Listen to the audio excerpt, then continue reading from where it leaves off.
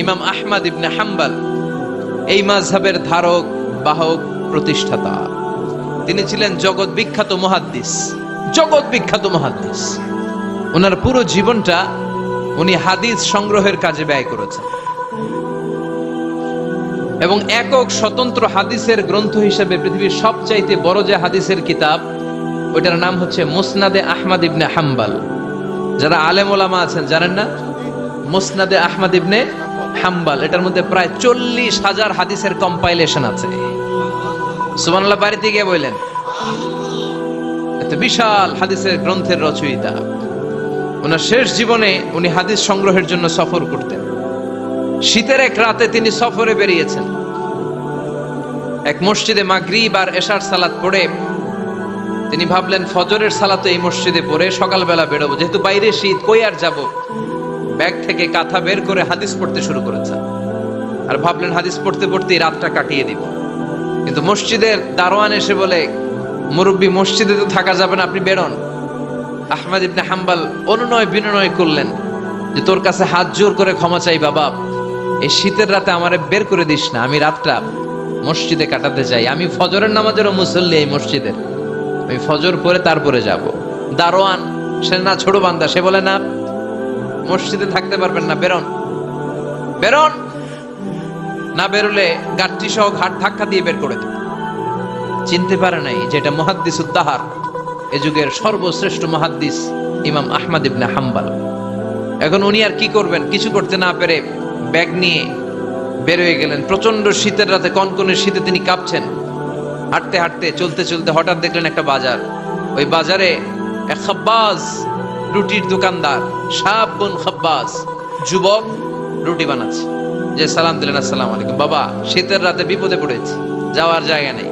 তোমার যে চুলাতে তুমি রুটি বানাও, এই চুলার পাশে বসে যদি সারা রাত আমি কাটিয়ে দেই আর চুলা থেকে আগুন পোয়াই, তোমার কি কোনো ক্ষতি হবে?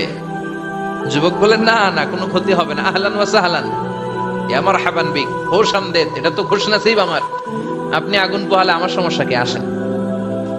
ইমাম আহমদ ইবনে হাম্বল যুবককে শুকরিয়া জানিয়ে আল্লাহর শুকরিয়া করে চুলার পাশে বসে আবার হাদিস পড়তে লাগলেন। কিন্তু তিনি লক্ষ্য করলেন যে যুবকটা একটু পর পর আওয়াজ করে পড়ে আস্তাগফিরুল্লাহ। কি পড়ে? আটা দিয়ে রুটি বানায়, পড়ে আস্তাগফিরুল্লাহ। রুটির খামির বানায়, পড়ে আস্তাগফিরুল্লাহ। খামিরগুলো দলা বেঁধে গোল গোল করে সাজিয়ে রাখে, আর কি পড়ে? বেলুন দিয়ে এগুলোর বলে চুলার ভিতরে ঢুকায় দেয়, আর কি পড়ে? কেউ রুটি কিনতে আসলে তার হাতে রুটি তুলে দেয়, আর কি পড়ে? টাকা দিলে টাকা নিয়ে ক্যাশ বক্সে রেখে দিয়ে কি পড়ে? শুধু পড়ছে আস্তাগফিরুল্লাহ, আস্তাগফিরুল্লাহ। ইমাম আহমদ ইবনে হাম্বল তো অবাক, ঘটনা কি, এই যুবকের হলোটা কি? শুধু আস্তাগফিরুল্লাহ। তিনি হাদিসের কিতাবটা বন্ধ করে যুবককে জিজ্ঞেস করলেন, বাবা, আসার পর থেকেই দেখছি তুমি শুধুই পড়ছো আস্তাগফিরুল্লাহ, আস্তাগফিরুল্লাহ, আস্তাগফিরুল্লাহ, ঘটনাটা কি? কেন এত তুমি ইস্তেগফার পড়ো? যুবক বলল, এটা আমার একটা চিরাচরিত আমল, সব সময় আমি এই আমলটা করি। আমি সব সময় ইস্তেগফারের সাথে আঠার মতো লেগে থাকি, আর সব সময় ইস্তেগফার পড়ার কারণে আল্লাহ তাআলা আমাকে মুস্তাজাবুদ দাওয়া বানিয়ে দিয়েছে। মানে আমি দোয়া করলে দোয়া কবুল হয়ে যায়। এই জীবনে আমি যত দোয়া হাত তুলে করেছি, মুহূর্তের মধ্যে আমার দোয়াগুলো কবুল করে নিয়েছে কে? শুনে তো ইমাম আহমদ ইবনে হাম্বল অবাক, বলে কি, আনতা মুস্তাজাবুদ দাওয়া? তুমি মুস্তাজাবুদ দাওয়া, তুমি দোয়া করলেই কবুল? না, আনা মুস্তাজাবুদ দাওয়া, হ্যাঁ, আমি দোয়া করলেই কবুল হয়ে যায়। তুমি জীবনে যা দোয়া করেছো সব পেয়েছো? হ্যাঁ, আমি জীবনে যা দোয়া করেছি আমি সব পেয়েছি, সব দোয়া কবুল হয়েছে আমার জীবনে, শুধু একটা দোয়া ছাড়া। ইমাম আহমদ ইবনে হাম্বলের কৌতূহল আরো বেড়ে গেল। সব দোয়া তোমার কবুল হয়েছে, একটা দোয়া কবুল হয় নাই, সেটা আবার কি? যুবক বলতে আরম্ভ করলো, আমার যে দোয়াটা কবুল হয় নাই সেটা হচ্ছে আমি আল্লাহর কাছে অনেকবার দোয়া করেছি, আল্লাহ, শুনেছি এই জামানার সবচেয়ে বড় মুহাদ্দিস, তার নাম নাকি ইমাম আহমদ ইবনে হাম্বল। আল্লাহ, তোমার কাছে আমার আকুতি, তোমার কাছে আমার মিনতি, আমি যেন এত বড় মুহাদ্দিসের হাতে হাত রেখে মুসাফা করতে পারি আর তার কপালে একটা চুমু দিতে পারি। আমার এই দোয়াটা আজও কবুল হয় নাই। আজও আল্লাহ তাআলা এই দোয়াটা কেন যে কবুল করেন আমি জানি না। একথা শুনে ইমাম আহমদ ইবনে হাম্বল আবেগপ্রবণ হয়ে গেলেন, আর নিজেকে ধরে রাখতে পারলেন না, চোখের পানি ছেড়ে দিলেন আর বললেন, ইয়া শাব, হে যুবক, আহমদ ইবনে হাম্বলের সাথে দেখা করার জন্য তোমার আহমদ ইবনে হাম্বলের দরবারে যাওয়ার দরকার নাই, তোমার এই দোয়াটাও আল্লাহ কবুল করে নিয়েছে। আহমদ ইবনে হাম্বল দেখা দেওয়ার জন্য তোমার দরবারে ছুটে এসেছে। আনা আহমদ ইবনে হাম্বল মুহাদ্দিসুদ দাহর, আমি হচ্ছে আহমদ ইবনে হাম্বল।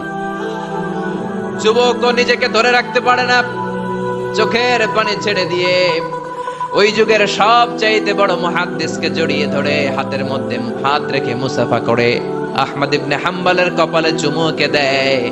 আর আহমদ ইবনে হাম্বলের কাছে দোয়া চেয়ে বলল, ও ইমাম, রব্বুল আলামিন আমার জীবনের কোন দোয়া আজকে আর বাকি রেখে দেন নাই, এই যে এই দোয়াটা বাকি ছিল এই দোয়াটাও আল্লাহ কবুল করে নিয়েছে। এই দোয়াটাও খুব মুস্তাজাবুদ দাওয়া। আপনি সব সময় যদি ইস্তেগফারের সাথে আঠার মতো লেগে থাকতে পারেন, আপনি দোয়া করা মাত্র দোয়া কবুল করে নেবে কে? এজন্য সব সময় অবসরে বসে আছেন, বাস স্টেশনে বসে আছেন, সিএনজিতে চড়ে এক জায়গা থেকে আরেক জায়গায় যাচ্ছেন, বিছানায় শুয়ে আছেন, পড়বেন আস্তাগফিরুল্লাহ। কি পড়বেন? প্রাণ খুলে মন থেকে আওয়াজ করে সবাই পড়েন আস্তাগফিরুল্লাহ। আবারও পড়েন আস্তাগফিরুল্লাহ, চিল্লায় পড়েন আস্তাগফিরুল্লাহ। বিশ্বনবী ইস্তেগফারের অনেকগুলো আলফাজ শিখিয়েছেন, সবচেয়ে সহজ যেটা শিখিয়েছেন সেটার নাম হলো আস্তাগফিরুল্লাহ। বিশ্বনবী জামাতে সালাত শেষে সালাম ফিরিয়ে আওয়াজ করে পড়তেন আল্লাহু আকবার, তারপরে 3 বার পড়তেন আস্তাগফিরুল্লাহ আস্তাগফিরুল্লাহ আস্তাগফিরুল্লাহ। পড়ার দরকার আছে না নাই? পড়তে রাজি আছেন তো? সালাম ফেরানোর পরে কি পড়বেন? নাকি দোয়া করার জন্য পাগল হয়ে যাবেন? আল্লাহুম্মা আমিন ইয়া আরহামার রাহিমিন, আছে না নাই? পাগল হয়ে যায় দোয়া করার জন্য, কিন্তু তাসবিহগুলো পড়তে চায় না। বিশ্বনবী লম্বা তাসবিহ পড়তেন, সালাম ফেরানোর পরেই আস্তাগফিরুল্লাহ পড়তে রাজি আছেন? আবার বিশ্বনবী বললেন, যে ব্যক্তি পড়বে আস্তাগফিরুল্লাহ আল্লাযী লা ইলাহা ইল্লা হুয়াল হাইয়ুল কাইয়্যুম ওয়া আতুবু ইলাইহি, যুদ্ধের ময়দান থেকে যদি কেউ পালিয়ে যায় তার কোনো মাফ নাই। এটা অনেক বড় কবিরা গুনাহ। তাওয়াল্লি মিন ইয়াউমিজ যাহফ, যুদ্ধের ময়দান থেকে পালালে ওর কোনো মাফ নাই। বিশ্বনবী বলেন, যুদ্ধের ময়দান থেকে পালিয়ে এসেছে কোন মুসলিম সৈনিক, সেও যদি এই আস্তাগফিরুল্লাহ আল্লাযী লা ইলাহা ইল্লা হুয়াল হাইয়ুল কাইয়্যুম ওয়া আতুবু ইলাইহি মন থেকে পড়ে, তার জীবনের গুনাহ আল্লাহ মাফ করে দিবে। আবার সাইয়েদনা আবু বকর, সহিহ বুখারীর বর্ণনা, বিশ্বনবীরে বললেন, ইয়া রাসূলুল্লাহ আল্লিমনি দুআআন আদউ বিহি ফি সালাতি, ও নবী আপনি আমারে এমন একটা দোয়া শিক্ষা দেন যেই দোয়াটা আমি নামাজের মধ্যে করব। বিশ্বনবী বললেন, তুমি নামাজের মধ্যে পড়ো, আল্লাহুম্মা ইন্নী যালামতু নাফসি যুলমান কাসীরা ওয়া লা ইয়াগফিরুয যুনুবা ইল্লা আনতা ফাগফিরলি মাগফিরাতাম মিন ইনদিকা ইন্নাকা আনতাল গফুরুর রহিম। সুবহানাল্লাহ। এটারে আমরা বলি দোয়ায়ে মাসুরা, এটাও একটা ইস্তেগফার। যেখানেই ক্ষমা চাওয়ার কথা আছে ওইটাই ইস্তেগফার। বুঝতে পেরেছেন? আল্লাহুম্মা ইন্নী যালামতু নাফসি, ও আল্লাহ অনেক জুলুম করেছি, যুলমান কাসীরা, জুলুমের শেষ নাই। ওয়ালা ইয়াগফিরুয যুনুবা ইল্লা আনতা, আপনি ছাড়া এই জুলুম আর পাপ ক্ষমা করার কেউ নাই। ফাগফিরলি মাগফিরাতাম মিন ইনদিক, নিজ গুণে আমার গুনাহ ক্ষমা করে দেন। ওয়ালা ইয়াগফিরুয যুনুবা ইল্লা আনতা, আপনি ছাড়া গুনাহ ক্ষমা করার দ্বিতীয় কেউ নাই। আমাদের পাপ ক্ষমা করার আর কোন সত্তা আছে? চিল্লায় বলেন আছে? আবার বিশ্বনবী বললেন, যত ইস্তেগফার আছে সব ইস্তেগফারের সেরা সর্বশ্রেষ্ঠ ইস্তেগফারের নাম সাইয়্যিদুল ইস্তেগফার। কি নাম? সহিহ বুখারীর বর্ণনা, শাদ্দাদ ইবনে আউস রাদিয়াল্লাহু তাআলা আনহু বর্ণনা করে বলেন, কেউ যদি দিনের বেলা একবার সাইয়্যিদুল ইস্তেগফার পড়ে, ওই দিন যদি লোকটার মৃত্যু হয়ে যায়, মুহূর্তের মধ্যে লোকটারে জান্নাতি ঘোষণা দিয়ে দিবে কে? রাত্রি বেলা যদি কেউ সাইয়্যিদুল ইস্তেগফার একবার পড়ে, ওই রাতে ইন্তেকাল হলে তার জীবনের সব গুনাহ মাফ করে দিয়ে ওই লোকটারেও জান্নাতি করে দিবে কে? দিনে যদি সাইয়্যিদুল ইস্তেগফার একবার পড়েন, ওই দিনে ইন্তেকাল করলে আপনি জান্নাতি। রাতে যদি সাইয়্যিদুল ইস্তেগফার কেউ পড়েন, ওই রাতে ইন্তেকাল হলে আপনি জান্নাতি। এটা সহিহ বুখারীর বর্ণনা। সব ইস্তেগফারের রাজা, শ্রেষ্ঠ ইস্তেগফার। মুখস্থ আছে না? কার কার মুখস্থ আছে? হাত তুলেন।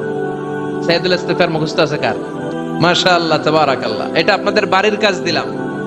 যাদের মুখস্থ নাই তারা গুগলে সার্চ করবেন সাইয়্যিদুল ইস্তেগফার, লেখা মাত্রই পেয়ে যাবেন। বইতে আছে, বিভিন্ন ইসলামিক দোয়ার বইতে আছে, গুগলে ইউটিউবে সার্চ দিলে পেয়ে যাবেন এই সাইয়্যিদুল ইস্তিগফার প্রতিটা মুমিনের অন্তরে থাকার দরকার আছে না নাই?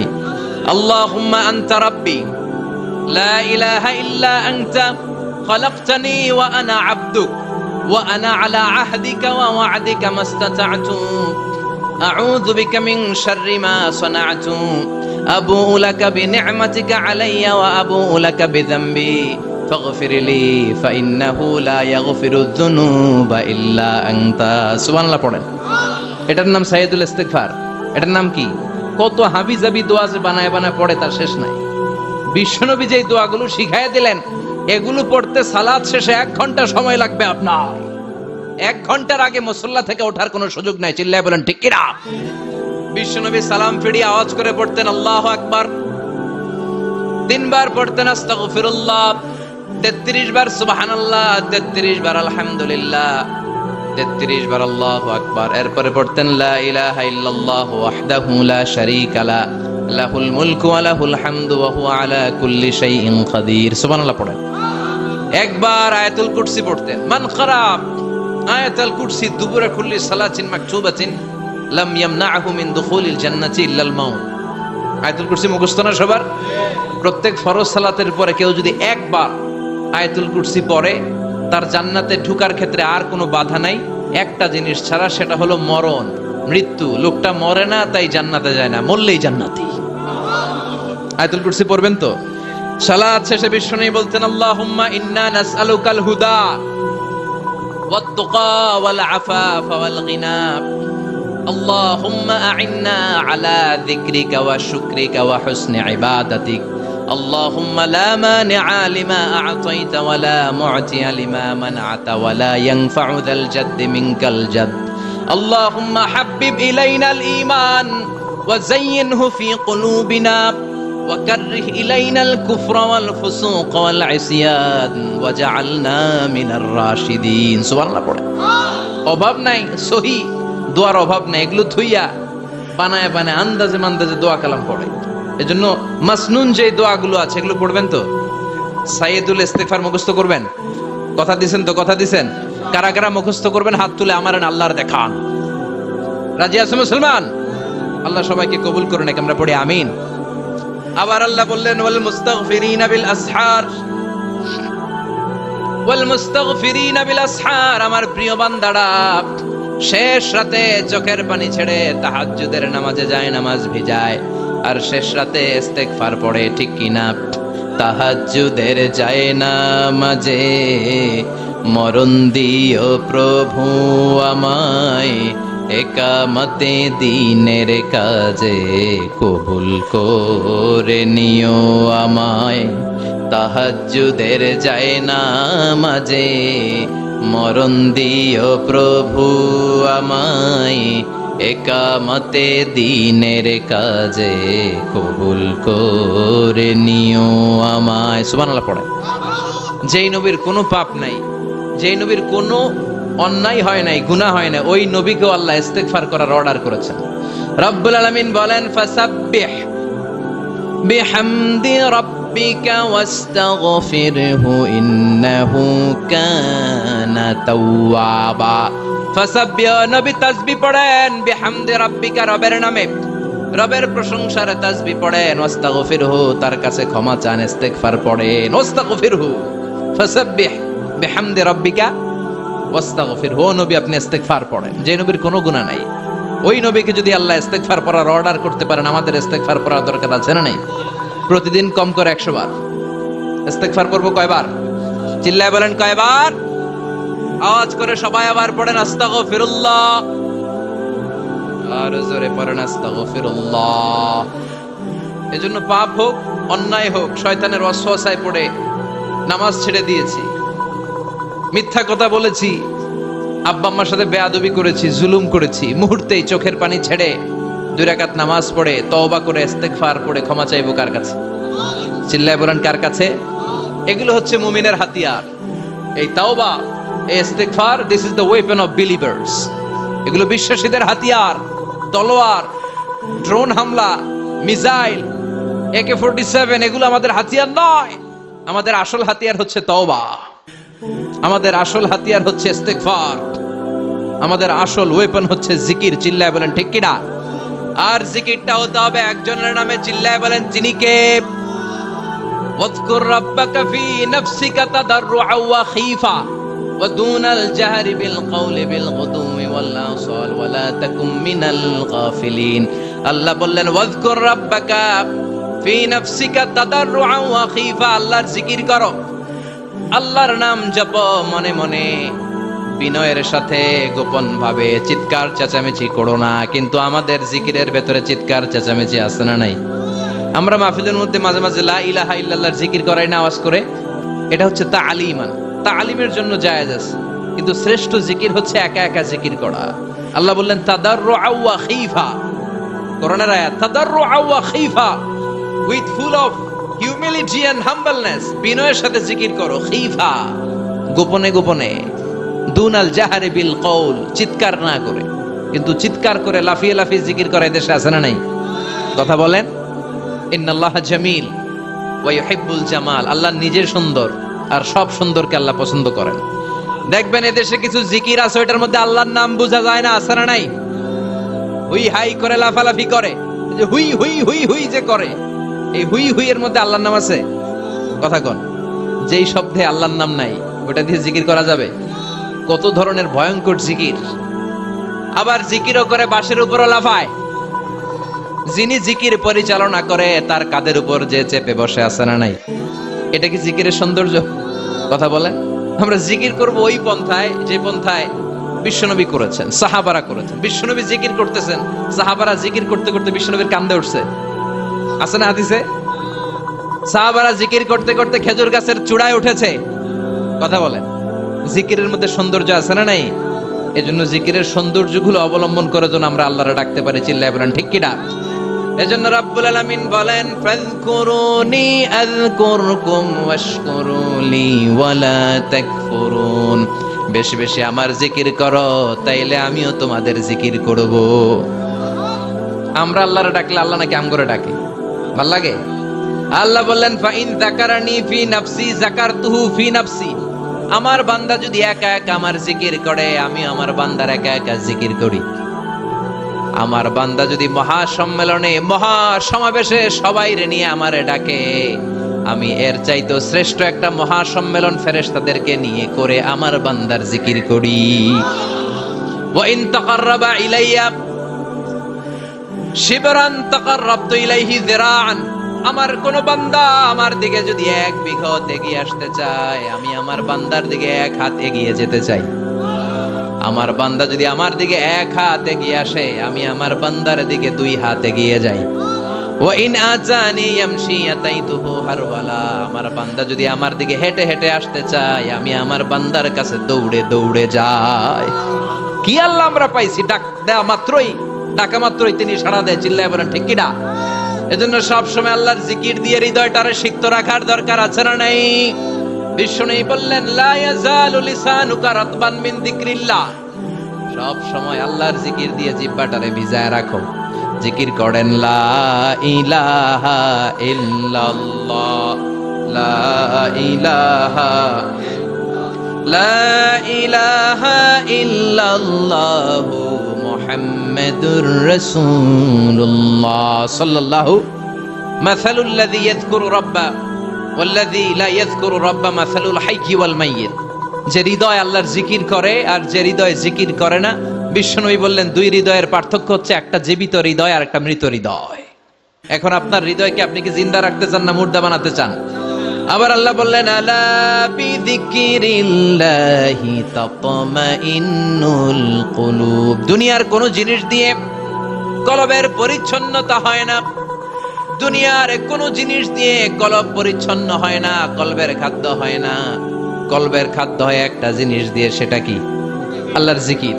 এজন্য কলবের মধ্যে কি বসাবেন? নাকি আয়না?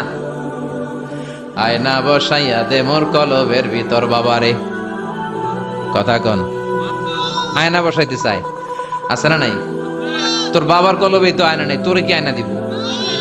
বিশ্বনবী কলবে আয়না বসাইছে, সাহাবারা আয়না বসিয়েছে, আবু হানিফা কলবের ভেতরে আয়না বসিয়েছে, ইমাম শাফিঈ কলবে আয়না বসিয়েছে।